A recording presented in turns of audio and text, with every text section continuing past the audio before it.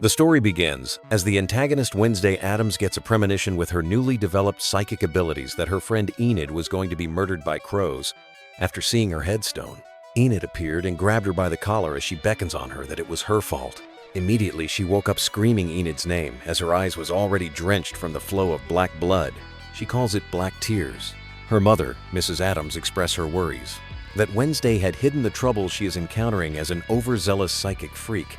She endangers her life even more by using her Auntie Ophelia's book, known as Goody's Book. But Wednesday's mom already found out that Wednesday has been using the book spells through the help of Thing, the stitched and sewed living hand. Wednesday frowned at Thing for the betrayal, but in exchange Thing hands Wednesday a napkin to wipe the blood off her face. While Mrs. Addams expressed her concerns even more, letting Wednesday know that it wasn't Thing's fault, but he cared for her too much to let anything bad happen to her like it did her auntie. But Wednesday flare up in anger, trying to explain her predicament, that she can take care of herself and in the same time save her friend from hurt. Wednesday, in her youthful exuberance batter, words with her mother insisting that she is capable of taking care of herself and that she doesn't need her mother's protection anymore. Some overly act of kindness filled with emotional games. Wednesday is known for her uptight nature, a child drawn to darkness. So she embarked on retrieving Goody's book, which her mother took from her. But in her absence, her mother shows unpleasantness towards Thing for allowing her daughter Wednesday endanger her life in the first place. Lurch the zombie, like human driver of the Addams family, takes Wednesday back to school, while Wednesday, in her inner thoughts, thinks of ways to save her friend from being murdered. Then, Wednesday informs Lurch to make a possible stop before taking her to school. Lurch is furious, but rather he is incapable of defying the acquaintance of the Addams family, so he obeys and makes the stop to a creepy-looking house. At the middle of the night, the house looks abandoned, but there was still a rail of light and a red car parked in front of the building. Wednesday walks towards the building alone. As she gets close, the house everywhere seems quiet. She knocks on the door, but no response. She then looks around the environment, but no one approached except Thing. She then considered a little, but eventually opened the door slowly. As everything still looked creepy, she turned to Thing as Thing, then uses a sign language to communicate with Wednesday, informing her of the danger that might be imminent. About the law of entry, someone else's house uninvited is known as breaking an entry and is seriously persevered as a crime. But Wednesday insisted that she was going into the house anyways. Thing has no option but to follow her inside. As Wednesday walks inside calling for the owner of the house, she finds a man seated alone in his living room facing his television, while there was an empty bottle of drink on the floor. Wednesday quickly walks towards the man. As she turns the chair to face her, behold, he was a dead man, with his eyes plucked from the socket, his mouth wide open. Wednesday is frightened, terrified, but still calm as always. Then she continues looking at him. Thing tries to observe the dead man too, as Wednesday remains speechless. She takes a closer look at the man, then tries looking into the mouth of the man. Suspiciously, shortly birds flies out from his mouth uncontrollably. Then Thing becomes restless, looking frightened as all the birds starts flying all around the living room.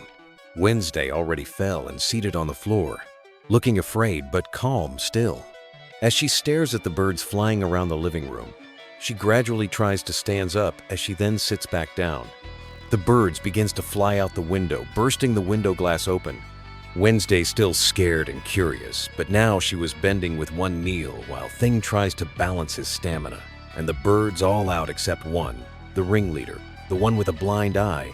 The side of the bird face is red. The bird is standing on a closed pot. As Wednesday looked closely, seeing the one-eyed bird crow immediately, Wednesday stands up.